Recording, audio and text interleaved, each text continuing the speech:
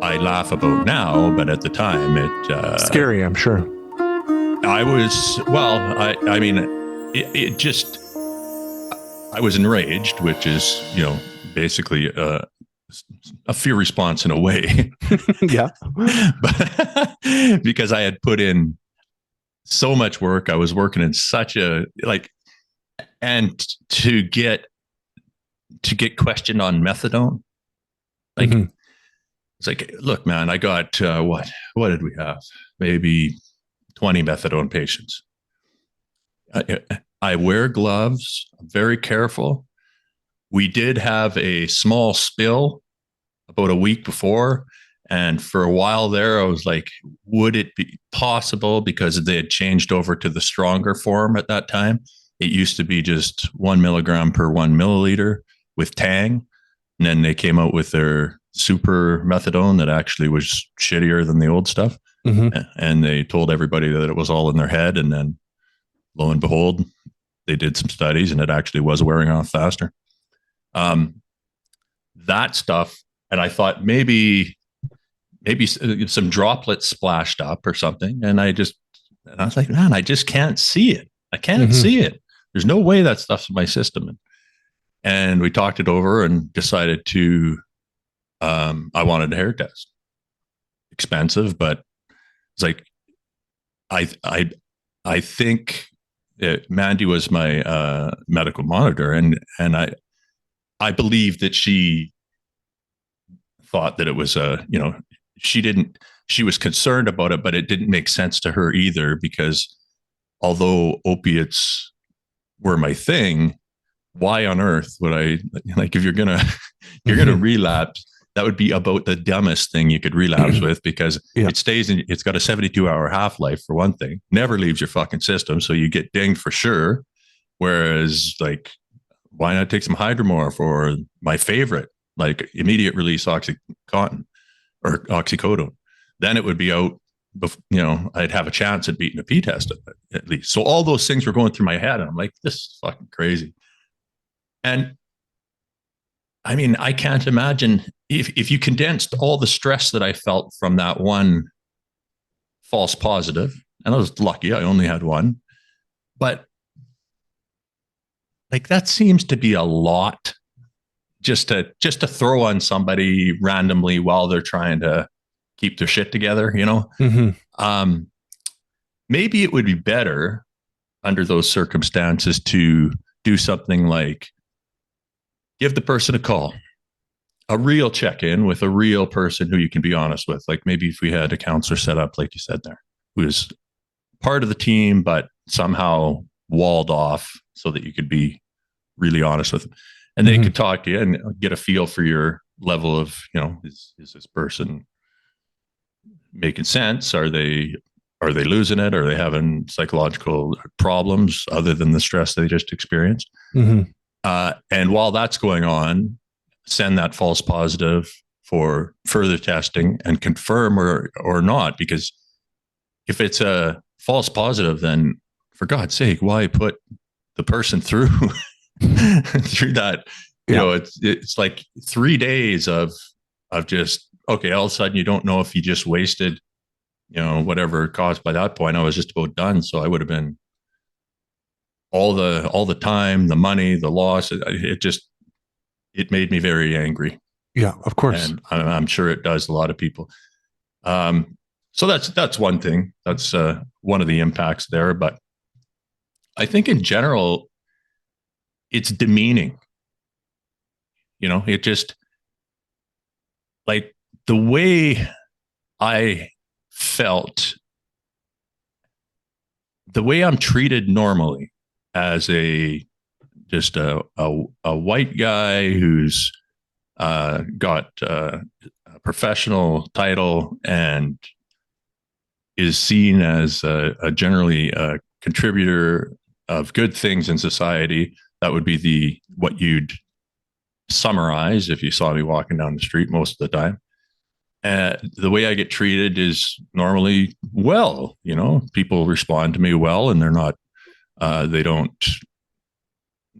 You don't detect that there's disdain or some kind of a a chip on the person's shoulder for no reason all the time. And that's when I got to Homewood, that was a weird thing to experience, and probably a good thing for me to experience, really.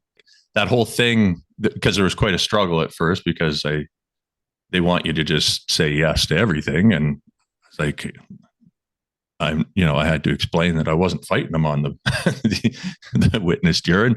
It just simply wasn't a possibility. I mean, right. I explained it as best I could, and they didn't believe me. So,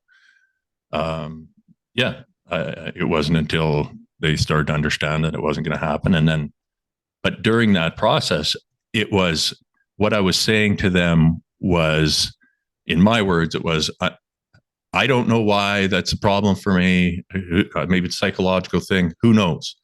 I said, if you want to catheterize me, you can do that. I don't care, but I can't. There's something. Who knows what it is in my mind that doesn't allow me to do that? I mean, it's just the way it is. Mm-hmm. But when I was speaking like that, I'm watching and I'm perceiving or sensing a reaction that is, okay, yeah, we've heard this before. Yeah. Mm-hmm. Yeah. We've heard it all before, and we know what you're trying to do, and you're just trying to get out of this part of the thing. And, so it's kind of like, it was a different feeling it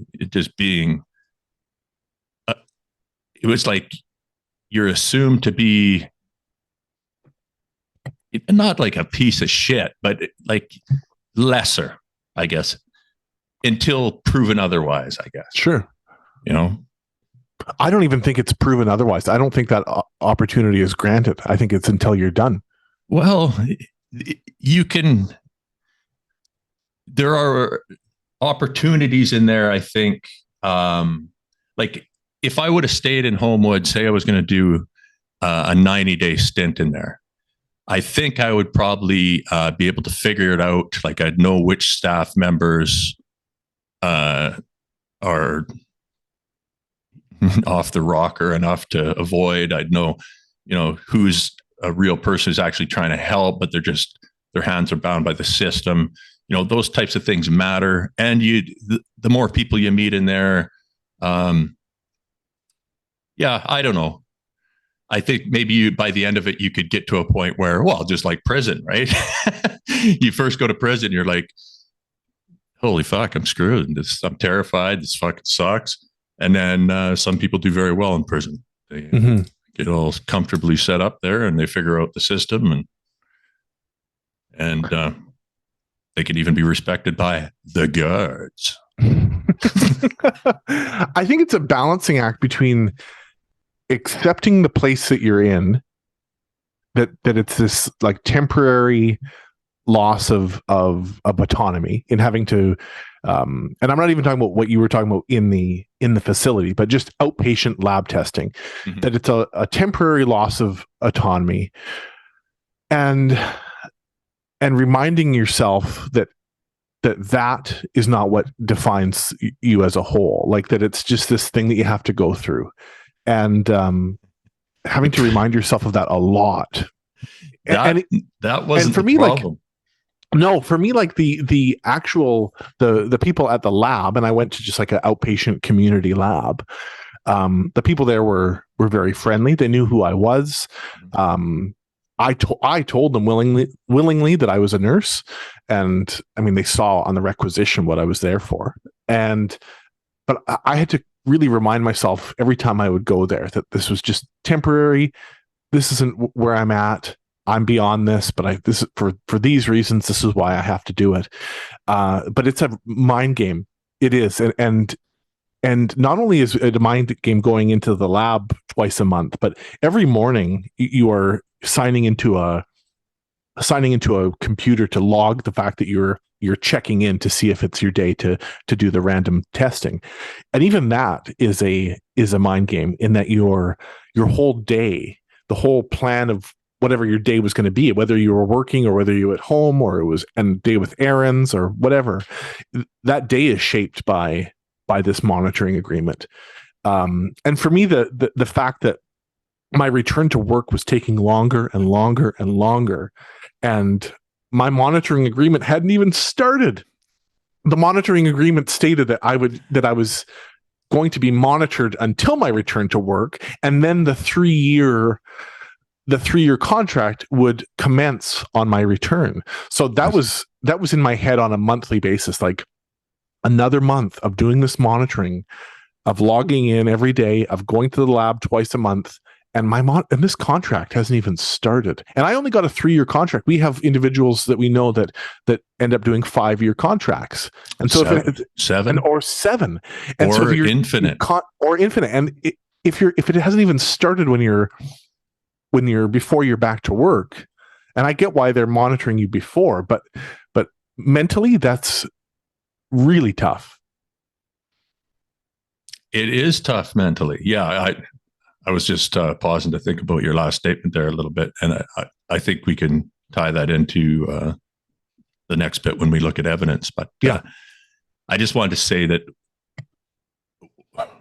for me, yes, I was mad at what was happening to me, but it was much more than that, because I hadn't learned yet that when I see an injustice of any kind, it's just not me that I'm seeing the injustice take place. I'm seeing something that is affecting a whole bunch of people. And then I have this delusion or need or whatever it is to want to help and change that system. That's my default setting. I hadn't learned that yet. So I was angry because I felt that my rights were being trampled on. But I can handle that. That wouldn't have been such a big deal. Seeing what was going on at Homewood, seeing what was going on with this, the whole industry, it was too much for me.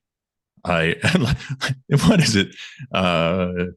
You're like 13 years later, I'm still talking about it. Like that's over the top, when you're at the facility and you're like, I'm going to get these, somehow I'm going to get back at these, like, you're going to make a change. You're going to do something. Mm-hmm. But, that energy has been good in several ways, I guess. But I've since managed to tone down my, overreactions, and a good thing considering the world we're in now. So in the interest of time, let's touch on evidence here. Yeah, well, to sum it up, there is none. I mean, that's that's the basis of it, folks. And it is a little puzzling because there's been many, not as many randomized controlled trials. Not sure why that is. You'd think there'd be more, even little ones, but there isn't. There's lots of kind of poorly conducted studies where they're kind of cohort studies or studies where they've tracked people over time. But the general consensus, there's a paper that came out in the Journal of Clinical Medicine. It's a review called Success Rates of Monitoring for Healthcare Professionals with a Substance Use Disorder. And so they did a meta-analysis that was it was quite elegant, the way they put together this thing. And it was, I mean, I think they did the best they could with the data that's out there, because it's very difficult. I don't know how much time I've invested in trying to figure this out, but every study I've seen ends with the same general conclusion, which is it's not possible to determine within statistical significance whether or not monitoring with urine drug screens is beneficial or harmful. It's somewhere in the middle. So all they could say is we don't know. More studies are required. Usually they'll say something about higher quality studies or studies that have less bias, because even when I was reading this one, the the bias is quite heavy per study. And that's not even in studies that are, obviously going to be skewed. Like, let's say Betty Ford was going to fund a study. I mean, you might as well set the thing on fire. It's it doesn't matter what the results say. It's going to be garbage because it's straight from somebody who's involved in making money off that process. Sure. I should say, Nathan, that Journal of Clinical Medicine study was January of 2021. So that's pretty darn up to date for us here. It is. Yeah. So they looked at abstinence. So they were trying to get an idea of abstinence, and how long it lasts. And this is just in I think, well, they did look at people who weren't healthcare professionals to do some kind of just quick potential investigations for further study, but they looked at abstinence and workplace retention. So did the person, when they say abstinence, I'm guessing they mean abstinences from everything. Mm-hmm. And did they continue to work? So what were the rates like based on these interventions? And yeah, the conclusions, I'll read these in their words. 3/4 of the healthcare professionals who engaged in monitoring for substance use disorder remained abstinent and were working at follow-up, which is pretty, I mean, that's kind of what you would expect. We've talked about how, healthcare professionals our rates of recovery are usually much higher. And I think that's due to resources.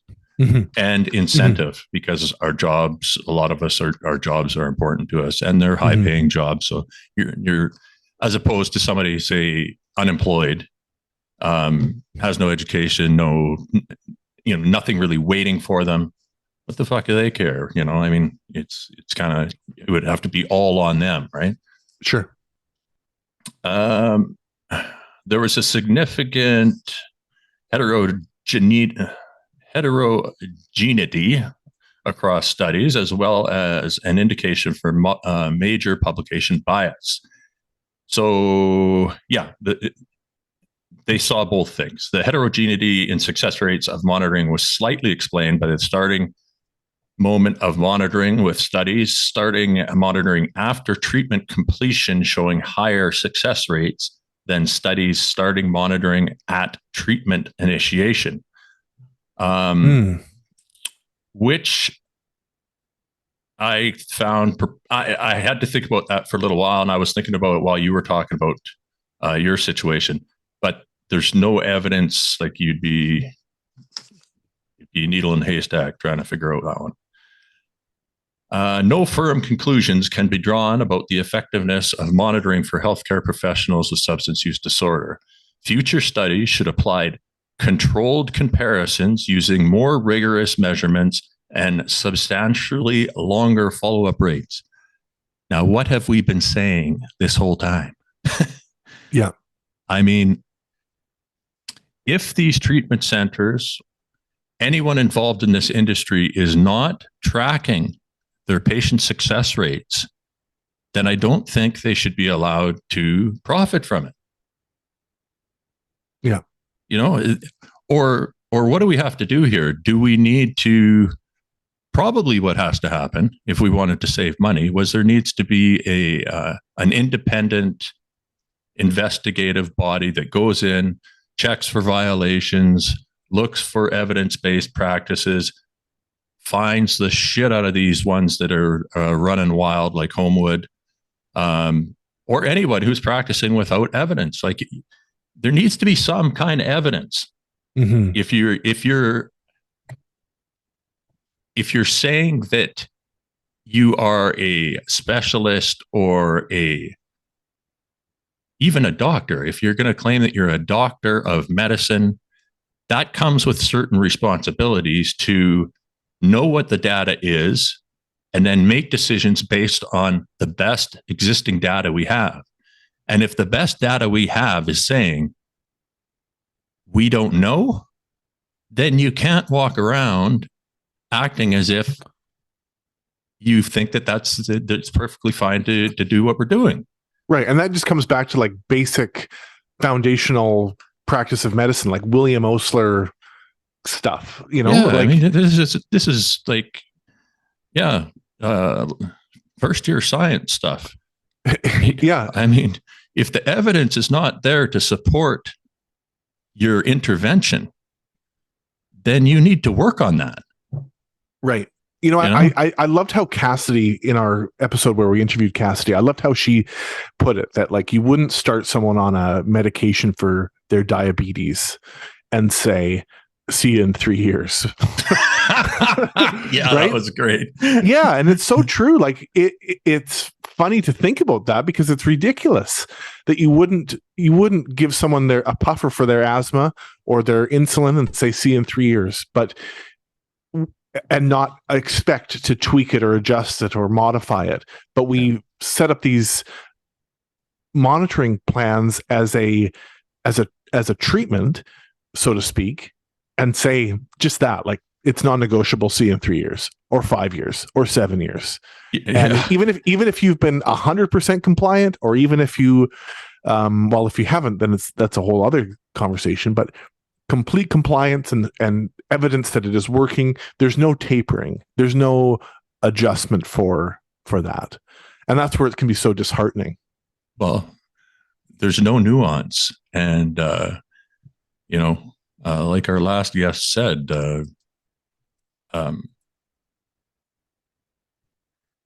you can see things in black and white, or perhaps there's more gray areas that are not being seen. Mm-hmm. I don't know.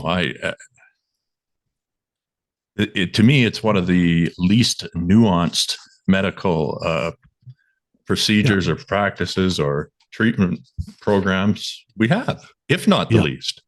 Yeah. I mean, psychological interventions at least have, like, they do good studies, randomized controlled trials. Like, I mean, it's a strange one, Corey. Yeah. So I guess we'll leave it at that for medical monitoring, and we'll let you guys think about that and leave us some comments on YouTube when the video goes up, or if you're in the Facebook group, please do so as well. I'd like to know. I might put a poll up or something in the group there to see, what are the pros, or what were the pros and what were the cons for you if you've been through this process. Even if you haven't, what are your thoughts? We'd be very interested to hear, and we might come back and revisit this, depending, because I suspect there are changes coming here soon, maybe even this year. And but hopefully that was a good base for you, for just a general understanding of the way things work. And we'll leave it there. Yep, sounds good.